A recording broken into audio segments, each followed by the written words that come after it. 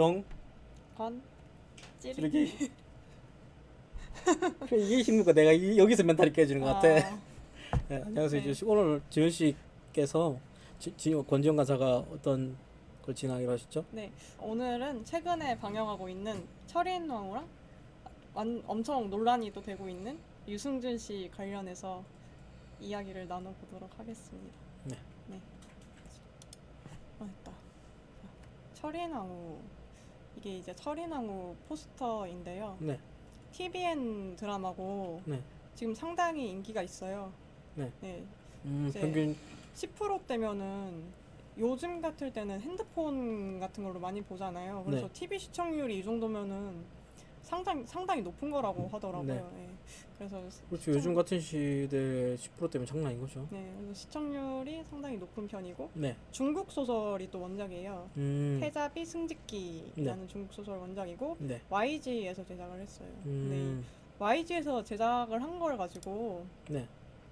좀 이제 지배 구조를 보면은 네. 이제 중국 회사가 텐센트랑 네, 텐센트와 상하이 상하이 펑잉. 예, 이런 상태이고. 네. 근데 이게 YG 자체가 이렇고 네. 이 제작은 YG 지금 스튜디오 플렉스에서 한 건데 네. 그래도 뭐 아마 YG 자회사니까 네. 그냥 같은 영향권 아래 있지 않나 뭐 그렇게 생각을 하고 있습니다. 네, 그런 상태고 이제 논란이 된 것이 일본 역사 왜곡. 뭐 이거 실제로 이 신혜선 씨가 네. 현대에 사는 네. 현대를 사는 그 요리사 직업이 요리사예요. 네. 좀 되게 거친 남자인데 네. 신혜선 몸속으로 들어가는 그런 내용이거든요. 아, 그래요? 네, 그래서 철종의 네. 그 왕비가 되는 거예요. 네. 네, 이 왕 아, 중년이 남자의 남자의 그 영혼을 정신이 여성으로 영혼이 들어와서 네. 여성이 네. 왕후가 돼서 이제 왕과 네, 결혼을 그래서, 하고 있는 상황이다. 그런 되게 이제 복잡하네요. 네, 그 이후로 이제 네. 벌어지는 건데 네. 그래서 이제 신혜선 역인데 이 독백이 최진현 씨인가 그래요. 네. 최진혁인가 그 배우 이름 남자 배우가 나오는데 네. 그래서 주색으로 유명한 왕의 실체가 뭐 조선 왕조실록 한낱 찌라시네 괜히 쫄았어 이런 식으로 이제 네. 말을 해요 대사를. 네. 근데 뭐 이거 가지고도 이제 조선 왕조실록을 폄하하는 내용이다 뭐 이런 지금 이야기들이 있거든요. 그리고 기생집 이름이 옥타정이에요. 네. 그러니까 마치 저기 어디 클럽 이름 옥타곤 같이 약간 그런 걸 좀 연상시킨다. 근데 그 클럽 네. 좀 문제가 있는 네. 클럽이었나 봐요. 그래서 좀 그것도 문제가 됐고 네. 또 여기 나오는 이제 인물 중에 신정왕후라고 있는데 이게 실제 인물이거든요. 네. 근데 막 되게 미신에 심취하는 인물로 나와가지고 네. 풍양조 씨 종친회가 좀 나서서 또 역사 왜곡 중단하라고 좀 그런 것도 있었던 것 같더라고요. 네. 그런 상황이고. 그리고 이제 논란거리가 또 혐한 관련한 건데 이 작품은 아니고 이 중국 원작자가 집필한 다른 소설이 화친공주라는 거거든요. 근데 네. 그 작품에서 이제 고려인에 대해서 뭐 가오리 빵쯔 아니면 뭐 순빵쯔, 빵쯔 뭐 이런 한국인을 비하하는 고려인을 비하하는 멸칭이 뭐 수없이 등장한다고 하더라고요. 이 빵쯔라는 게 몽둥이인데 이제 고려인들이 몽둥이를 뭐 들고 다닌다고 그래가지고 그렇게 불렀나 봐요. 그래서 아 참 이런 굳이 골라도 약간 좀 이런 좀 논란이 있는 작가의 것을 가져와가지고 좀 문제가 된 지금 상황이에요. 그리고 그냥 이런 논란이 있는 일본 작가의 작품을 가져와서 드라마를 만들었다면 약간 좀 그런 생각도 좀 들더라고요. 그럴 수 있겠네요. 왜냐면 지금까지 이런 거에 대해서 약간의 이제 스프라이트를 이제 조금 잘못해도 이게 뭐 궁극기를 뭐 지칭한 게 아니냐 이러면서 굉장히 논란점이 좀 많고 굉장히 민감하게 많아지 않습니까? 근데 이렇게 대놓고 우리 이제 선조들을 비하하는 단어를 써온 작가의 작품을 이렇게 하는 건 형평성 맞지 않아 보이네요. 이게 정말 수백 번 나온다 그러더라고요. 아. 엄청 많이 나오는 것 같더라고요, 이 네. 말이. 그래서 아 참 굳이 이런 거를 골랐어야 됐을까 약간 하는 생각이 들었습니다. 네. 근데 또 이제 문제가 되는 게 뭐 동북공정이라고 하잖아요. 네. 근데 이제 역사공정이라고 해서 네. 이제 뭐 이게 아마 지난해 기사일 건데 이제 중국 정부가 자국 영토 안에서 일어난 사건을 모두 중국사로 편입하려고 하는 이제 그런 일환으로 이제 백제사 연구가 이제 늘어나고 있다는 거거든요. 네. 근데 지금 고구려 같은 경우도 중국사라고 주장을 하죠, 애초에. 그리고 백제사도 중국사면은 그렇죠. 저희는 뭐 신라사밖에 없나요, 그러면? 네, 그런 상황이고 네. 지금 한복도 중국에서 왔다 그러고 뭐 손흥민 선수 같은 경우도 네. 아 이게 올라가서 뭐 그 이제 뭐 선조도를 따져 보니까 네. 중국인인 것 같다 약간 이런 식으로 또 주장을 하는 것 같더라고요. 예, 음. 그래서 중국의 문화 정전과 이제 속지주의 역사관 이 뭐 자국 영토 안에서 일어난 사건 모두 중국사에 편입한다 그런 게 이제 보이는데 이제 속지주의 역사관이 뭐가 문제냐면은 이제 중국 땅 안에서 있는 민족의 역사는 모두 곧 중국의 역사다 이제 여기서 출발을 하거든요. 근데 이거는 뭐 또 다른 이제 뭐 기독일보라는 곳에서 이건 칼럼이긴 한데 네. 이 당시에 이제 개봉됐던 반일 영화들 뭐 암살, 밀정, 봉오동 전투 이런 게 독립운동을 다룬 영화기도 한데 또 주요 거점이 이 상해, 만주, 간도, 길림 이런 중국 쪽에서 일어났던 또 그런 것들이란 말이죠. 네. 그래서 이런 게 뭐 아니 이게 뭐 독립운동은 좋은 그런 소재라고 볼 수도 있지만 또 어떻게 보면은 중국 쪽에서 이 속지주의 역사관을 적용을 해서 또 이런 역사까지도 이제 우리 역사다 이렇게 또 주장을 할 수가 있는 거죠. 그러니까 문화에서 나타나는 이 동북 공정의 흐름, 그 그럼 문화를 그런 걸 수도 있죠. 예, 네. 그리고 뭐 요새 한복도 자기 나라 그렇죠. 한복이다. 아니 뭐 조선족이긴 한데 결국은 고향 우리나라 땅에서 이루어졌던 이런 네, 복식들인데 그게 뭐 다짜고짜 우리 자기 것들이라 하니 음. 황당한 거죠. 사실은 제가 좀 최근에 그래도 이 영화들 말고 최근에 뭐 검객이라는 영화가 있고 도굴 관련한 걸 다룬 영화가 있었어요.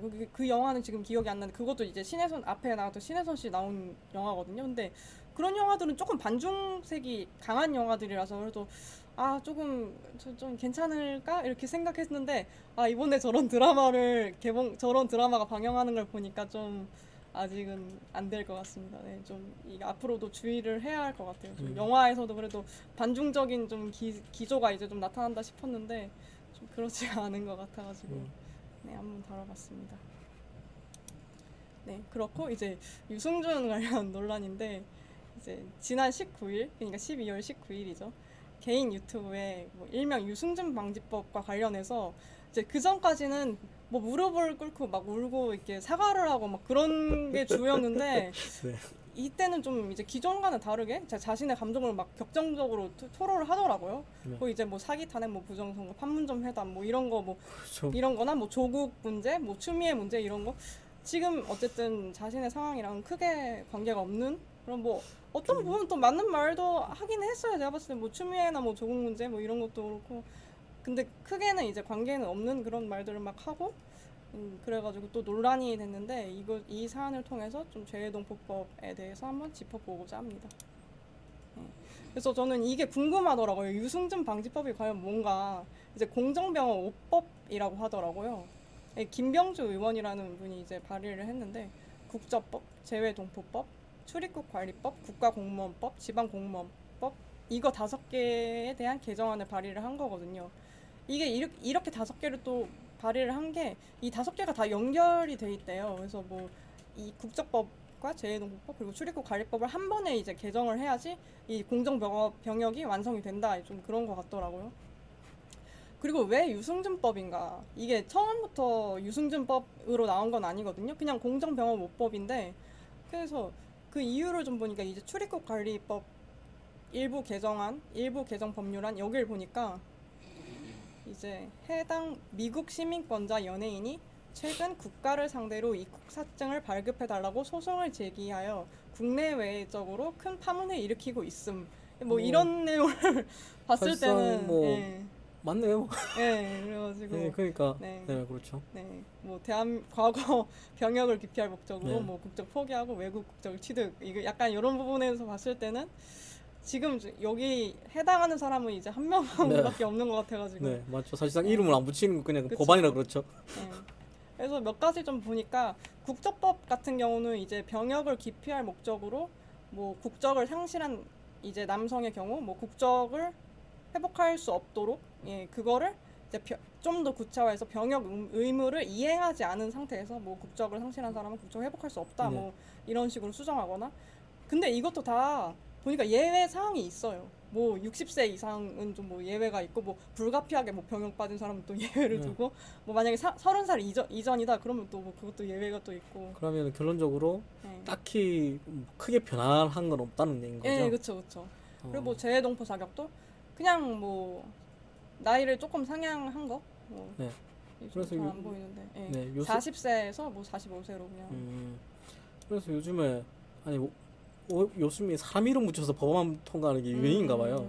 그것도 문제가 있죠. 예. 그러니까 실질적으로 이렇게 뭐 별로 변한 것도 없는데 그냥 뭐 내가 유승준법을 추진하겠다 사실상 음. 그렇게 보일 수 있도록 한 거지 않습니까? 뭐 그런 의도가 그쵸. 사실상 이건 뭐 예. 사실 법을 근데 뭐 장난으로 본 게 아닌가 좀 이해 안 가는 게 하네요. 크게 바뀐 건 없다. 어쨌든. 네. 네, 그냥 뭐 딱히 뭐 그렇게 지장을 주는 건 없었다고 저는 보이고요. 네. 예. 그래서 이제 진짜 간단하게 정리를 하면은 이제 98년에 박노한 게이트라는 게 있었더라고요. 네. 이게 이때 이제 처음으로 병역에 대한 뭔가 문제점, 예. 병역 비리라는 것들이 좀 드러나는 거거든요. 네. 그러고 이제 뭐 유승준 같은 경우는 이렇게 뭐 처음에는 이제 뭐 해병대 자원 입대한다 뭐 이런 식으로 이제 뭐 스포츠 신문에서 났는데 이제 본인은 이제 뭐 간다는 말을 한 적 없다 뭐 사실 뭐 자기는 영주권 나는 계속 유지를 할 거다 뭐 이렇게 한 거고. 그리고 이제 이후에 이제 이 게이트 영향으로 병역법이 개정이 돼서 영주권자인 유승준이 이게 원래 1년 체류였던 게 60일 체류로 바뀐단 말이죠. 60일 이상 체류를 하면은 군대에 가야 되는 거예요. 그래가지고 이 당시에 뭐 한 11명 정도 있었던 것 같더라고요. 대상 연예인들이. 그래가지고 대부분 출국을 하거나 이제 입대를 선택하는 그 기로에 놓인 거죠. 그래서 본인은 이제 입대를 선택하기로 한 거고, 유승준 씨 같은 경우는. 예, 그래가지고 8월에 이제 신체 검사를 받죠. 예, 그러고 이제 그 허리 디스크로 국군 수도병원에서 이제 공익 판정을 받았어요, 4급. 예, 그리고 이때부터 이제 뭐 군대에 가야죠 이런 얘기를 이제 하기 시작합니다. 예, 그리고 9.11 테러 발생했고 이제 여기서부터 이제 좀 본인이 일단은 군대를 간다고 했으니까 뭐 미국 시민권 선서를 불참을 해요. 근데 9.11 테러가 있고 조금 뭔가 아무리 생각을 해봐도 혹시 영주권을 포기하면서 군대에 가고 싶지는 않았던 것 같아요. 그래가지고 이때부터는 미국이 더 참석을 좋았던 하죠. 거죠. 예, 그렇죠. 네. 예. 아무리 생각을 해도 이제 군대에 가고 이때는 보니까 2년 8개월인가 그랬던 것 같던데 이제 군대를 가면서 이제 영주권을 포기하고 싶지는 않았던 거죠. 그래서 네. 한국 국적을 자동 상실하고 이제 2월 2일 입국 금지 처분이 내려서 이게 그 당시 사진인데. 네. 그래서 이렇게 사건이 종료된 거죠. 그렇죠. 이렇게 사건이 종료가 그런데 이제 네. 이후에 뭐 다른 자, 게 그러면 나왔죠. 이제 그 F4 비자 관련한 얘기들이 이제 가장 많이 나와요. 이게 루머 2가 아니고. 네. 그러니까 처음부터 F4 비자로 들어오려고 한 건 아니거든요. 네. 그러니까 그 아까도 앞에 보셨듯이 그 입국 금지가 됐잖아요. 네. 네. 그러니까 본인은 원래 음. 미국 시민권자기 때문에 B-2라는 게 따로 있어요. 이거는 근데 그 무사증 제도라는 거거든요. 그러니까 네. 비자 없이 네. 그냥 들어올 수 있는. 네. 예. 그러니까 무사증이 가능한 국가가 미국이라서 네, 그래서 들어오는 거고 이거는 관광 비자는 아니에요. 네. 네. 그래서 그냥 무사증 입국을 하려고 했는데 여기서 이제 막힌 거죠, 처음에. 네. 2002년에. 네. 본인은 이제 거기 입국 금지 처분 때문에 이제 막힌 거고. 그러면 왜 F4 비자를 이제 굳이 그걸 신청을 하냐? 네. 그러면은 일단은 그 무비자 90일 체류가 막혔잖아요. 무사증 입국이 불가하니까. 네. 본인이 거액으로 투자하거나 뭔가 특별한 목적이 있어서 유학하는 거 외에는 그럼 재외동포법이 적용하는 F4 비자를 신청을 해야 되거든요. 네. 그리고 본인이 그냥 외국인인 것보다는 아무래도 뭐 재외동포인 게 조금 더 소송에서도 유리하니까. 그렇죠. 네, 그래서 F4 비자를 소송을 한 거예요. 네, 그래서 뭐 이런 거는 이제 뭐 네, 그렇게 하고. 네. 그래서 이제 유일한 희망이 된 거죠, F4 그 재외동포법이. 네. 네, 그래가지고 2015년 당시에 이제 연령이 38세가 돼서 이때는 재외동포, 지금은 좀 더 올랐지만 40세로 이때는 연령 38세가 된 해에 특별한 사정이 없으면 재외동포 체류 자격을 부여한다 해서 이때 이제 건 거죠. 근데 이후에 계속 안 되다가 2019년에 이제 소송에서 좀 승소 취지의 판결이 나거든요. 10여 년 전에 입국 거부 조치 그거를 이제 관성적으로 인용을 했다. 그리고 이때 왜 10여 년 전에 입국 거부 조치가 뭐가 좀 문제가 있냐면은 입국 금지 결정이 공식적인 방법으로 외부에 표시된 게 아니라 행정 내부 전산망에 입력 이제 관리가 된 거거든요. 그래가지고 상급 행정기관의 지시는 이게 내부적 효력만 갖는 것이죠. 이게 대외적으로 국민이나 법원을 구속하는 효력은 없다. 이게 이제 당시 승소했을 때 판결에 관한 내용이거든요. 네. 그래가지고 이제 뭐 이것이 좀 그래서 이 처분이 좀 문제가 됐고, 그리고 이 LA 총영사에 관련한 것은 이게 2015년 당시에 이제 전화로 통보를 한 거죠. 처분 결과를. 그 이전에 그 10여 년 전에 그 입국 금지 내린 그 처분을 바탕으로 전화로 이제 결과를 통보한 거죠. 2015년에. 그 사증 발급 거부 처분서를 작성을 따로 하지 않았어요. 그래가지고 이게 좀 절차상의 문제가 있다는 거거든요. 예, 전화로 통보하는 것이 아닌 그 문서로 그 사증 발급 거부 처분에 대한 그거를 문서를 작성을 했었어야 되는 거죠. 그래서 이제 승소를 한 건데, 그래서 이제 승소를 했지만 이제 또 이제 막는 것이 이 입국을 막는 것이 또 재외동포법이거든요. 이제 이 항을 보면은 5조의 2번을 보면은 대한민국의 안전보장, 질서 유지, 공공복리, 외교 관계 등 대한민국의 이익을 해칠 우려가 있는 경우, 네, 이거고. 법무부 장관은 제1항과 제2항에 따라 재외동포 체류 자격을 부여할 때는 대통령령으로 정하는 바에 따라 외교부 장관과 협의하여야 한다. 이렇게 돼 있는데 이거 이미 협의에 들어가지 않았는데도 그 강경화 장관이 뭐 유승준에게는 이제 뭐 비자를 줄 계획이 없다 뭐 이렇게 해가지고 또 둘이 약간 좀 설전 같은 게 있었거든요. 뭐 유승준이 그때 그래서 그 당시에 뭐 강경화 장관님 절 아세요? 이러면서 네, 그런 게 이제 있었어요. 그래서 이것도 다 이제 그런 문제가 있었고, 네 여기도 보면은 이제 이게 그러니까 최종 승소를 한 거죠. 근데 이제 비자 발급을 다시 거부당한 거고. 근데 이 정부에서 이제 그 근거로서 이제 아까 방금 나온 두 번째 조항인 대한민국의 질서 유지와 공공복리에서 비자 허가가 국익을 해친다 이렇게 판단을 한 거고요. 네, 뭐 네. 그럴 수 있다고 생각합니다. 재외동포법에 근거해서. 네네. 네. 재외동포법 근데 사실은 이게 그 유승준 씨가 재외동포법으로 자꾸 걸고 있지만은 뭐 지금 정부에도 재외동포법으로 그걸 막고 있고. 근데 재외동포법이라는 걸 봐야 되는데 이거 자체가 사실은 조금 문제가 있을 수도 있거든요. 네. 이렇게 뭐 현황을 보면은 지금 중국과 미국이 가장 많아요. 지금 비율로나 중국과 미국이 압도적이고, 이제 뭐 이 정의를 보면은 대한민국의 국적을 보유하였던 자, 대한민국 정부 수립 전에 국외로 이주한 동포를 포함한다. 뭐 이런 내용들이 또 나와 네. 있습니다. 근데 이런 걸 어떻게 인정할까요? 좀 신기하네요. 그래서 저도 좀 이것 때문에 이제 재외동포에 적용되는 범위가 훨씬 넓어지는 거거든요. 네. 네. 그 재외동포법 자체가 1999년에 처음 이제 발의가 돼요. 네. 이게 아마 김대중 정부 때 처음에 이렇게 돼서 계속 이제 개정을 거쳐서 이제 지금의 재외동포법 모습이 된 건데, 네. 그래서 이제 범위가 계속 더 확대되는.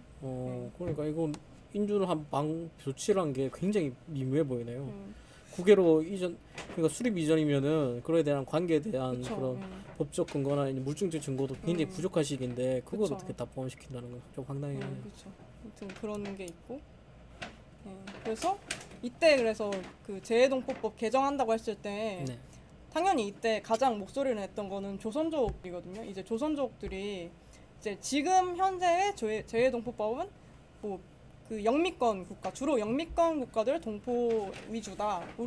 하지만 우리도 동포다. 이렇게 해서 이제 처우 개선을 최고 동포긴 하죠. 뭐. 그래서 처우 개선 움직임을 이제 보였던 네. 거거든요. 근데 뭐 이 당시에 또 그러다 보니까 동남아 이주 노동자들이랑 또 갈등이 있었나 봐요. 근데 뭐 그냥 뭐 조선족까지만 이제 됐겠죠. 네. 그렇게 해서 이제 뭐 조선족 교회 서경석 목사가 또 뭐 네. 이런 것 뭐 항의하면서 이렇게 해서 결국엔 뭐 개정이 된 거죠. 그래서 이 당시에는 그 F4 아까 말씀드린 F4 비자가 원래 그 중국 여기서 말하는 지금 중국 동포들한테는 그게 발급이 안 됐던 비자거든요. 근데 이후에 개정을 해서 이제 F4 비자도 이제 발급이 되고 어쨌든 그 범위가 굉장히 확대가 됐다고 볼 수가 있습니다. 네.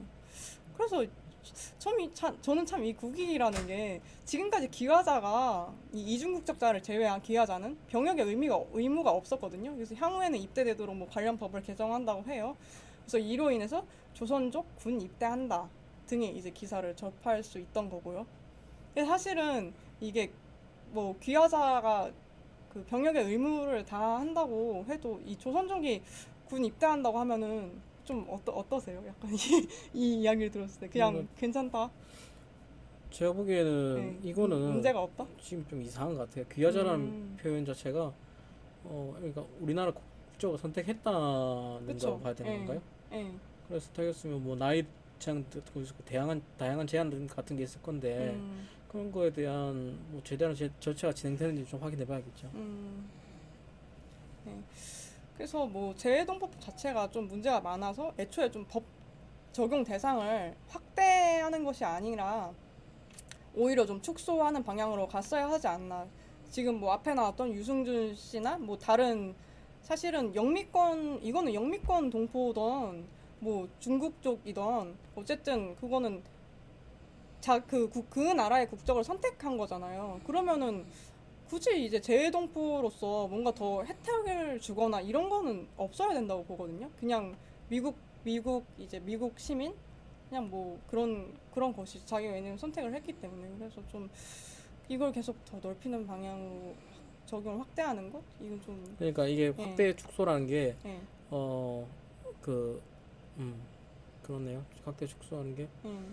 네, 그렇죠. 지금 확대한다 해도 인주는 어떻게 할 것이며 그런데 그렇죠. 네, 문제가 있는 거죠. 중국 동포나 뭐 이런 것까지 포함을 해서 이 법 자체가 원래도 좀 소위 말하는 검은머리 외국인들을 위한 법이었는데 이제 이거를 이제 조선족이나 이제 중국까지 이제 확대를 해서 여기서부터 좀 문제가 생겼다고 보거든요. 이건 오히려 그 검은머리 외국인 법도 축소를 하는 방향으로 갔었어야 됐는데 그 법 적용을 확대를 해서 거기서 또 이제 문제가 생겼고 향후 유승준 씨 관련한 건에서는 이제 재해동포법이 계속 대두될 것이라고 보거든요. 왜냐하면 본인 지금 들고 나온 논리도 재해동포법이고 이제 국가에서 그 막는 것도 재해동포법이기 때문에 근거가 그래서 좀 여기에 주안점을 두고 이제 지켜보는 것이 좋을 것 같아요. 그래가지고 이 비자 발급 조치가 국익에 부합하지 않는다. 이렇게 말을 한다면은 이 국익이라는 것이 전 좀 어떤 것인지 약간 궁금합니다. 이 법 자체가 애초에 국익이라는 건 애초에 자국민 퍼스트가 돼야 된다고 생각을 하는데 이거는 이 법 자체가 좀 이 재외동포라는 애매모호한 기준으로 이제 구성된 그들에게 되게 혜택을 주는 내용들이 많거든요. 그래서 좀 향후에도 이 법에 대해서 좀 이 재외동포법이 좀 그 흐름으로 좀 지켜보는 게 좋을 것 같습니다. 유승준 씨 관련한 건. 그렇죠. 그래서 예전에는 이제 해외로 나가서 돈을 벌어 또 이제 외화를 벌어들였던 분들이 많지 않습니까? 이제 이 북녘 땅으로 뭐 여러 가지 땅으로 해외로 나가서 그렇게 달러를 외화를 벌어들였던 분들이 이제 뭐 오기 여의치 않아서 그쪽에 이제 정착하셔서 그렇게 하셨던 분들 많고 그분들의 공로는 충분히 인정해야 된다 생각하거든요. 그리고 그러는 분들을 위해서 존재하는 법인 것 같고, 근데 지금 점점 이 재해동포법이 기존의 목적과는 전혀 다른 방식으로 그쵸. 진행되고 있다는 거죠. 그런 부분이 문제인 것 같네요. 네. 그렇죠. 그래서 뭐 이제 재외동포인 것을 전 개인적으로 이제 그 유승준 씨는 재외동포인 것을 그냥 좀 이걸 내려놓고 그냥 미국인으로서 네. 좀 입국을 하실 수 있는 방법을 찾는 게 더 좋지 않을까. 왜냐면은 이 법 안에서 싸우는 것은 어쨌든 이 안에서의 혜택은 좀 보겠다는 거거든요. 그렇죠. 그래서 본인이 약간 좀 진짜 절차상으로 문제가 있다고 생각이 들면은 그냥 미국인 유승준, 미국인 스티븐 유, 유승준으로서 그렇게 좀 거는 것이 맞을 것 같습니다. 그렇죠. 맞을 것 같습니다. 예. 어차피 미국을 선택했으니까요. 예, 그렇죠. 그런 것 같아요. 뭐 저는 선택에 대해서는 사실은 뭐라고 뭐 할 수는 저는 없다고 생각을 하거든요. 근데 뭐 이미 선택해서 지금 미국인으로 어쨌든 살고 있으니까 뭐 거기에 대해서는 이제 재외동포로서 다시 들어오려고 하는 것보다는 미국인으로서 적법하게 이제 들어올 수 있도록 그런 길을 좀 모색하는 게 서로에게 좋지 않을까.